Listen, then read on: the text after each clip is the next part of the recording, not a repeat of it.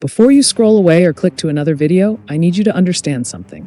What I'm about to show you is going to fundamentally change how you think about Predator movies forever. Remember, when you thought you had these movies figured out? Big, scary alien hunts, humans run and hide, maybe one survives? Yeah, well, throw all of that out the window because Dan Trachtenberg just took a sledgehammer to 37 years of Predator formula and rebuilt it into something absolutely insane. I'm talking about a Predator. Yes, the 7-foot-tall killing machine with mandibles and thermal vision as the hero of his own story.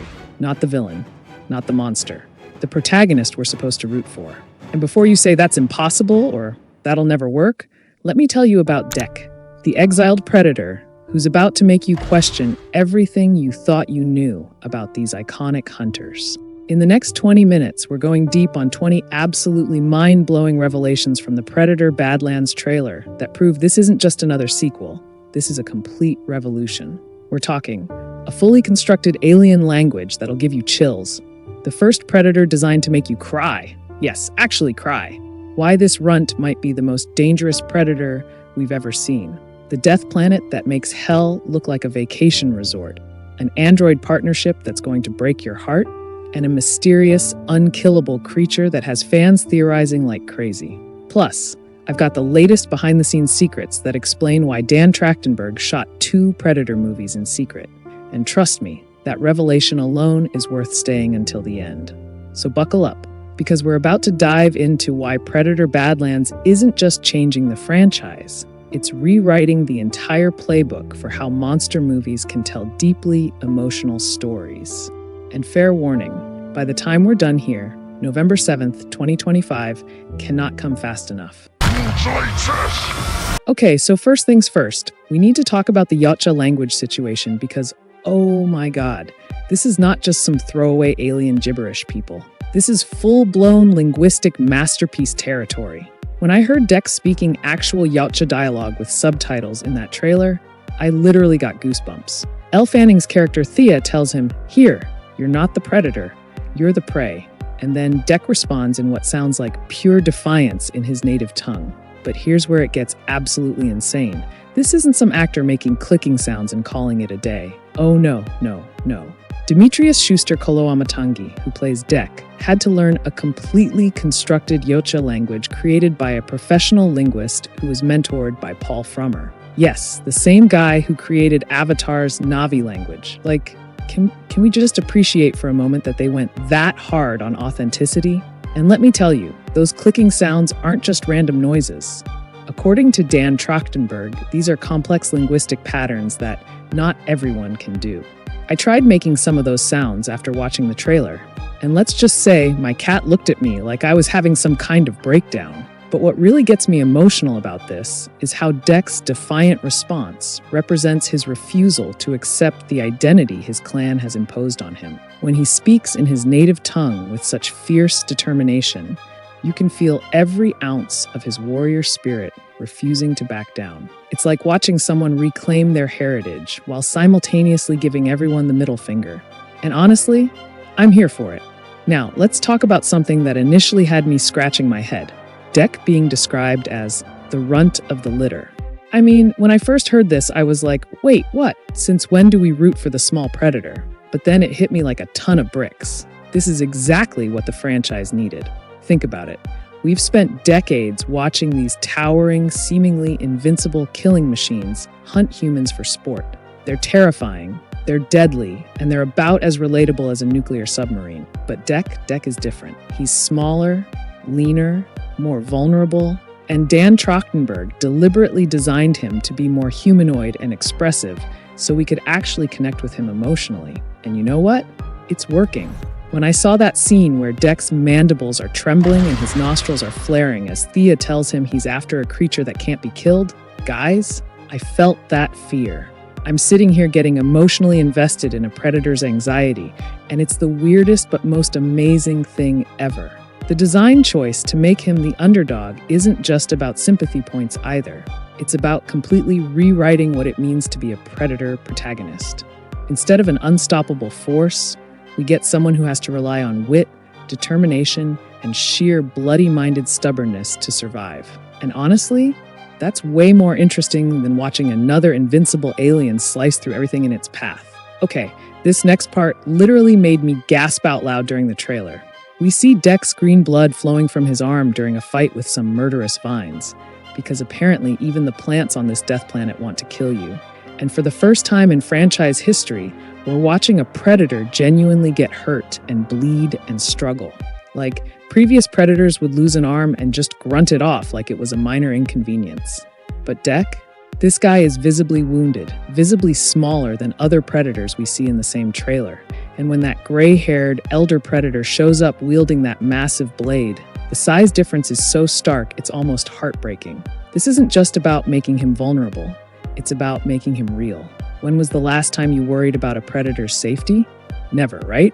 But here I am, genuinely concerned about whether this guy is going to make it through his own movie.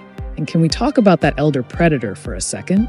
The visual comparison between him and Deck is like watching a Chihuahua stand next to a Great Dane. It emphasizes everything about Deck's underdog status in one perfect shot, and it makes his determination to prove himself even more admirable. Now we're getting into some deep Predator lore territory, and I am absolutely living for it. So Deck isn't just any exile. He's what the expanded universe calls a bad blood, which is basically the Predator equivalent of being excommunicated from the church, fired from your job, and blocked by all your friends on social media, except the consequences are slightly more death-oriented. A bad blood is a Yautja who has violated their sacred honor code, and while we don't know exactly what Deck did wrong, and honestly, the mystery is killing me, we know it was serious enough to get him completely severed from everything that defines Predator identity. And here's the kicker. Once you're marked as bad blood, other predators are literally allowed to kill you on sight. So not only is Deck trying to survive on the most dangerous planet in the universe, but he's also got to worry about his own species hunting him down if they ever cross paths. Talk about adding insult to injury. This classification adds such a complex layer to his character, because every moment of this hunt isn't just about proving his worth. It's about survival in the most fundamental sense. He can never go home. He can never be accepted back. This hunt is literally all he has left. And that kind of desperation makes for incredible storytelling. Let me paint you a picture of where our boy Deck decides to prove his worth. A charming little vacation destination called Kalisk, also known as the Death Planet. And let me tell you, this place makes the alien homeworld look like a peaceful resort.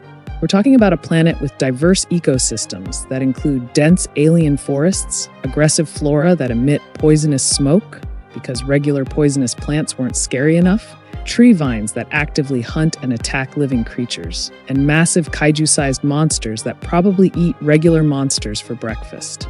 The film is set in the future on a remote planet where a young predator, outcast from his clan, finds an unlikely ally in this hostile environment. And honestly, just surviving the commute on this planet would be considered an achievement. But here's what I love about this choice. Deck didn't just wander onto this death trap by accident. He chose this place specifically because it's so dangerous.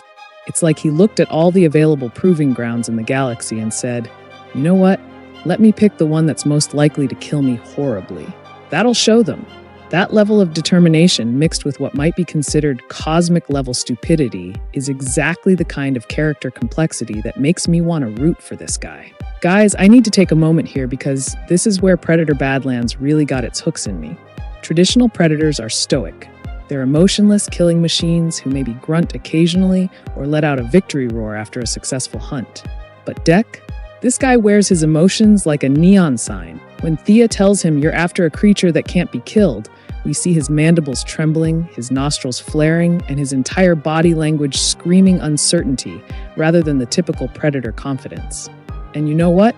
I was absolutely here for it. Dan Trachtenberg compared Deck's emotional journey to characters like Conan the Barbarian and Mad Max, characters defined by personal loss and the burning need to prove themselves. But what makes Deck special is that he carries all that emotional baggage while trying to live up to the legacy of one of cinema's most fearsome monsters. Imagine being rejected by your own family, exiled from your entire society, and then having to prove your worth by facing literally the most dangerous challenges in the galaxy. The emotional weight of that situation is staggering, and seeing it play out through Deck's expressions and body language adds a depth to the franchise that I never knew I needed. Let me tell you about the absolute genius casting choice that is Demetrius Schuster Koloamatangi, because this guy is basically the perfect storm of everything this role needed. First off, Dan Trachtenberg and his casting directors didn't just hold regular auditions, they set up a physical obstacle course and watched how potential actors moved through it. And apparently, Demetrius moved with what Trachtenberg described as great swashbuckle, which might be the best casting note in movie history. But here's what makes this casting even more brilliant. For the first time in franchise history, they could cast an actual stuntman for the role.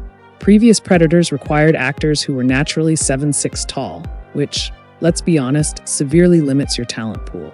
But since Deck is smaller and more agile, they could focus on finding someone with the physicality and stunt background to really sell the character's combat capabilities. And Demetrius, being of Samoan and Tongan heritage, brings a cultural understanding of warrior traditions that adds authenticity to Deck's journey. Plus, the fact that he's a professional stuntman means every fight scene, every acrobatic sequence, and every moment of physical storytelling is going to be absolutely incredible. Elle Fanning and Demetrius Schuster Koloamatangi talk practical effects and bringing real emotion to their non-human characters. And honestly, just knowing that both leads are committed to bringing genuine emotion to these roles has me so hyped I can barely sit still. Now let's talk about one of the most unexpected and fascinating relationships in the trailer. Deck's partnership with Thea, Elle Fanning's Weyland-Yutani android character. Elle Fanning also stars, and she's certainly more than meets the eye. She plays a young field unit android named Thea, created by the Weyland-Yutani Bioweapons Division. Initially, Deck dismisses Thea when he realizes she's been severed in half, which honestly, fair reaction. But what follows is one of the most heartwarming and bizarre buddy cop dynamics I've ever seen. Deck ends up carrying Thea on his back like a backpack, which should be ridiculous, but somehow comes across as incredibly touching. But here's where it gets interesting. Thea saves Deck from an aerial pterodactyl attack, stabbing the creature, and actually laughing about the kill. This creates this amazing protective dynamic where the damaged android becomes the Predator's guardian, which completely inverts every power relationship we've seen in this franchise. Think about it. Usually, androids in the Alien Predator universe are either helpless victims or secret antagonists working for corporate interests. But Thea becomes a genuine ally, someone who has Deck's back in the most literal sense possible. It's like the universe's most unlikely friendship, and I am absolutely obsessed with how this relationship is going to develop. Okay, weapon nerds, this section is for you because Deck's arsenal is absolutely fascinating. We see him wielding weapons with glowing red edges that the trailer describes as having lightsaber-like technology. Now, these aren't your standard Predator weapons. These appear to be specialized equipment designed specifically for his particular hunt, and they look absolutely deadly. But what really caught my attention was seeing Deck throw a Predator shuriken to save Thea from those murderous vines. It's such a small moment, but it perfectly demonstrates his protective instincts toward his android companion. Plus, the precision and timing required for that save shows that despite being the runt, Deck has serious skills. And can we talk about that bow for a second? Some sources suggest it might be inspired by Dutch from the original Predator, which would be such a beautiful callback to the franchise's roots, while showing Deck's adaptability and willingness to use whatever tools are necessary for survival. The fact that he's fighting with stripped-back equipment because of his outcast status makes every successful combat moment feel like a major victory. He doesn't have the standard cloaking devices or plasma casters. He's relying purely on skill, determination, and whatever weapons he can get his hands on. Here's where things get really interesting from a universe-building perspective. The trailer opens with Weyland-Yutani Bioweapons Division text, overlaid on Thea's reboot sequence, which immediately tells us that Deck's hunt isn't happening in a vacuum. This isn't just some random proving ground. This is a planet where Weyland-Yutani conducts biological weapons research. So Deck isn't just walking into a dangerous environment. He's walking into an active corporate biological warfare zone without even knowing it. And when Thea's eyes flash the Weyland-Yutani logo during her reboot, and we see that corporate logo on her suit, it raises so many questions about trust and loyalty. Deck is putting his life in the hands of a synthetic designed by a company that has a history of capturing and weaponizing dangerous creatures, potentially including predators themselves. This connection adds layers of tension, because we, as the audience, know Weyland-Yutani's track record. We know they're not the good guys. But Deck doesn't have that context, which creates this incredible dramatic irony, where we're rooting for him while simultaneously worried about the company his only ally represents. The emphasis on, "so this is your first hunt" in the trailer isn't just exposition, it's the emotional core of the entire movie. Traditional young predators receive clan support, mentorship, and backup during their first hunts. It's like having training wheels while learning to ride the universe's deadliest bicycle. But Deck? This guy is facing his coming-of-age trial completely alone on literally the most dangerous planet in the universe. Think about the psychological pressure of that situation.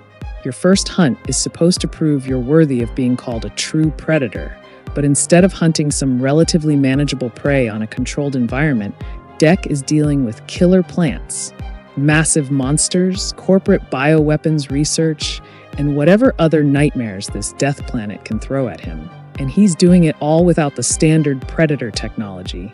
No cloaking device to give him an edge. No plasma caster for long-range kills.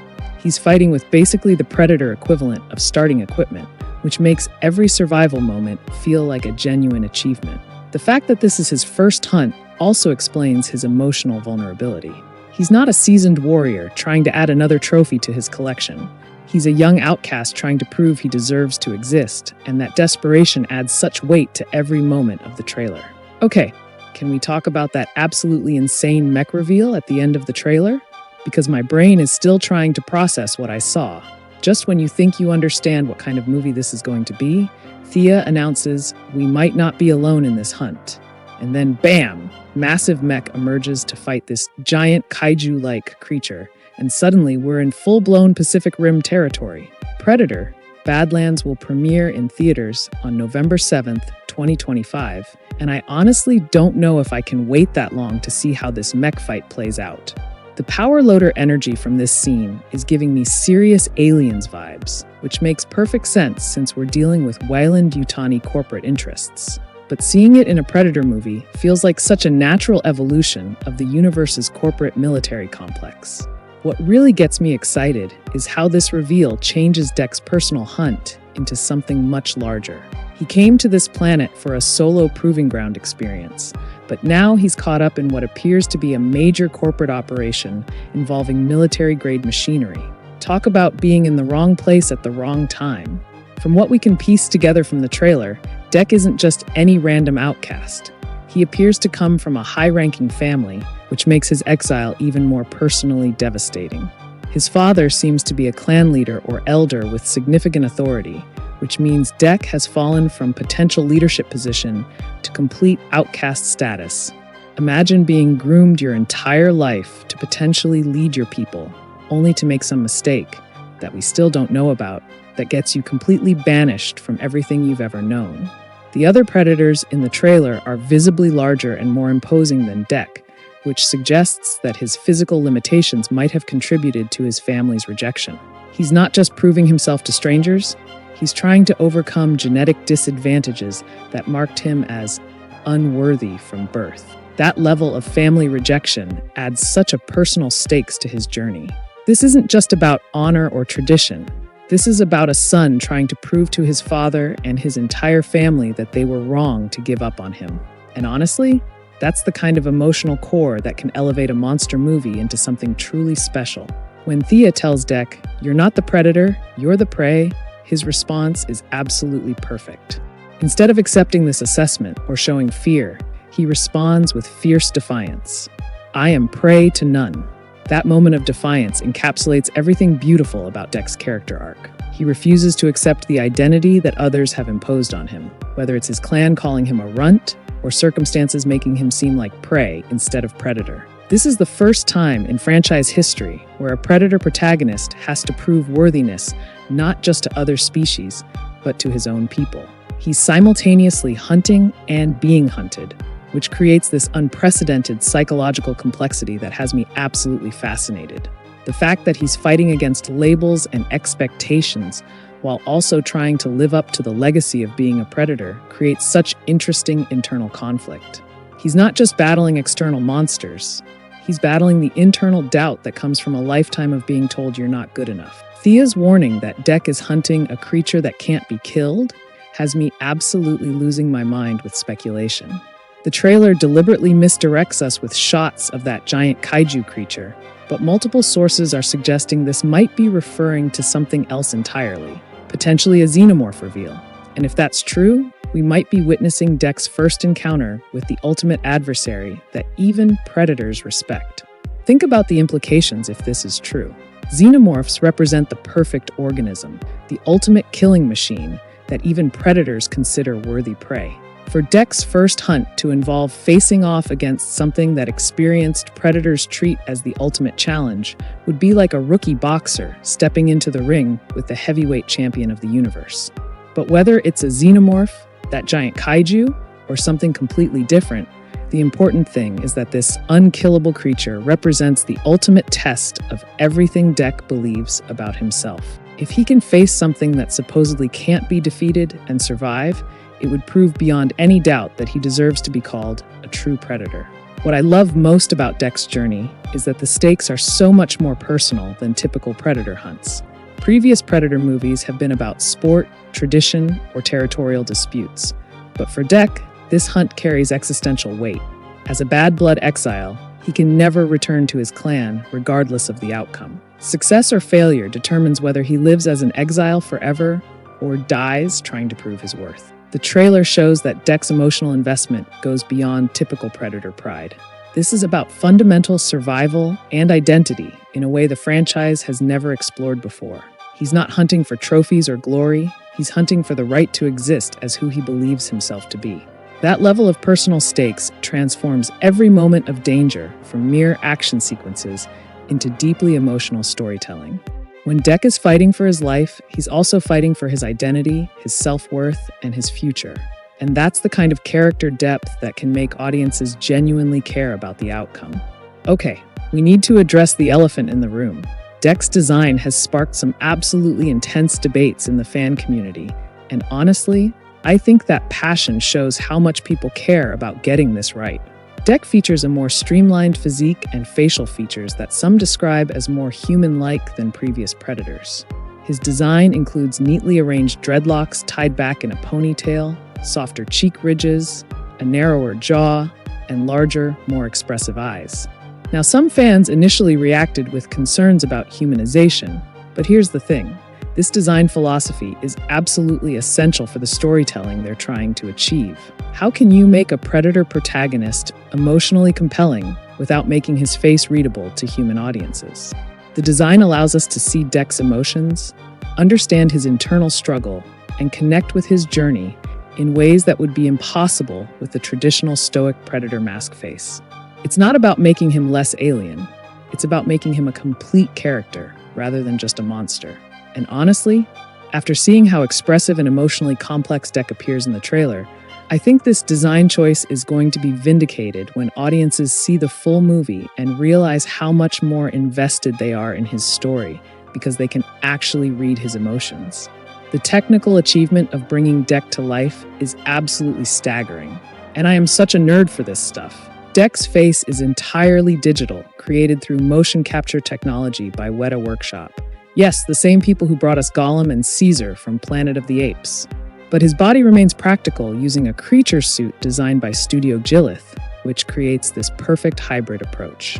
This combination allows for the emotional expression necessary to make Dek a compelling protagonist while maintaining the physical presence and weight of a practical predator suit. According to Dan Trachtenberg, every single shot in the film required visual effects work, which shows the level of detail and craftsmanship they're putting into this character. The fact that they're using cutting-edge motion capture technology means that Demetrius Schuster-Kolomatangi's performance is directly translating to Dek's digital face, preserving all the nuance and emotion of the human actor's work while maintaining the alien aesthetic. It's like getting the best of both worlds. the emotional complexity of human performance with the visual impact of a fully realized alien character. This is where I completely lost it.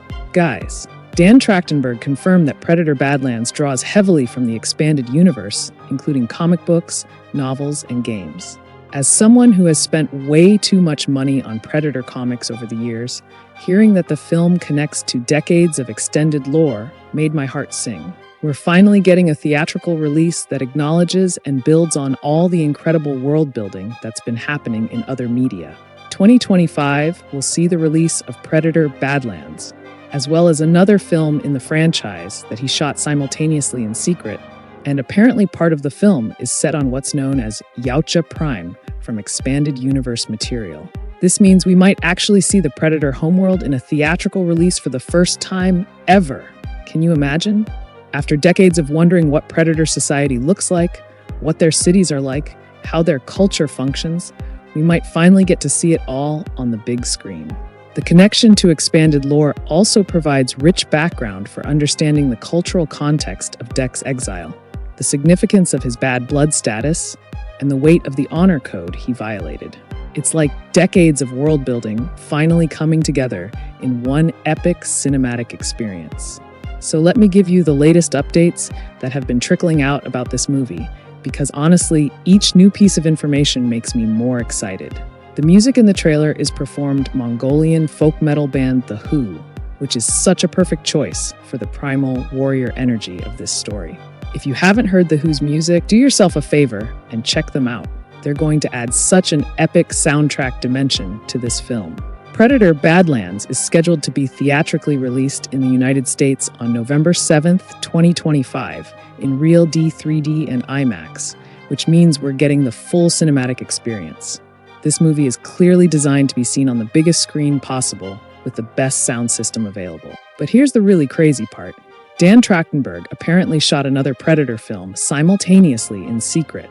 No news yet on when or where the secret Predator movie will be released, but just knowing it exists has me wondering what other surprises they have in store for us.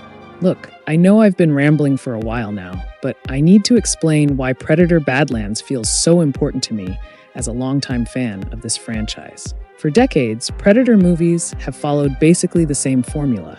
Alien hunter arrives, hunts humans, humans fight back, maybe one human survives. It's been a successful formula, but it's also been limiting in terms of storytelling possibilities. But Badlands completely flips that script. For the first time, we're getting a predator as the protagonist, which opens up entirely new emotional and narrative territories. We're exploring predator society, culture, and psychology in ways that have never been possible before. Deck's journey from exiled outcast to potential hero represents everything I love about great science fiction, using fantastical elements to explore deeply human themes of rejection, perseverance, and self-worth. This isn't just a monster movie anymore. It's a character study, wrapped in alien biology and high-tech weaponry.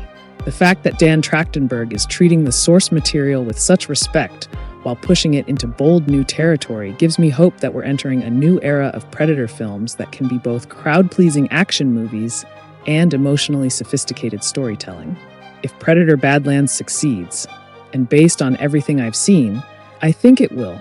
It could completely reshape how we think about monster movies and franchise storytelling.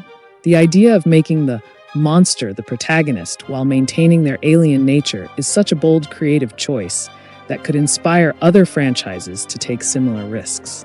Imagine what this approach could do for other classic movie monsters. Plus, with that secret second Predator movie that Trachtenberg shot simultaneously, we might be looking at the beginning of a whole new phase of Predator cinema that explores different aspects of Yautja culture and society.